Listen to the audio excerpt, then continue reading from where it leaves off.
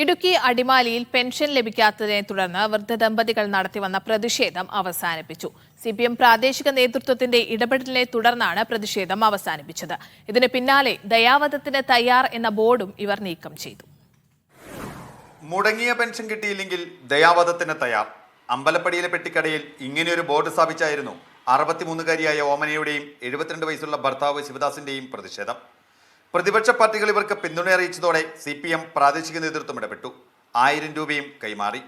Pension ലഭിക്കാനുള്ള നടപടി സ്വീകരിക്കുമെന്ന CPM നേതാക്കൾ ഉറപ്പു നൽകിയതോടെ സമരം താൽക്കാലികമായി അവസാനിപ്പിച്ചു. 6 മാസത്തോളം പെൻഷൻ കിട്ടാനുണ്ട്. ആ പെൻഷൻ കിട്ടിക്കഴിഞ്ഞാൽ എന്തെങ്കിലും ഞങ്ങൾക്ക് ചെയ്യാൻ കഴിയും. ഒരു നേരത്തെ 1 കിലോ അരി മേടിക്കാൻ വരെ ഞാൻ കഷ്ടപ്പെടുക. ആ അവസ്ഥയിൽ വന്നപ്പോഴത്തേക്ക് പിന്നെ ഒരു മാർഗം, അത് കാരണമാണ് ഞാൻ സമരത്തിന് ഇറങ്ങാൻ കാരണം. മുടങ്ങിയ പെൻഷൻ കിട്ടുന്നതുവരെ മാസം തോറും 1600 രൂപ വീതം നൽകുമെന്ന യൂത്ത് കോൺഗ്രസും വാഗ്ദാനം ചെയ്തിരുന്നു.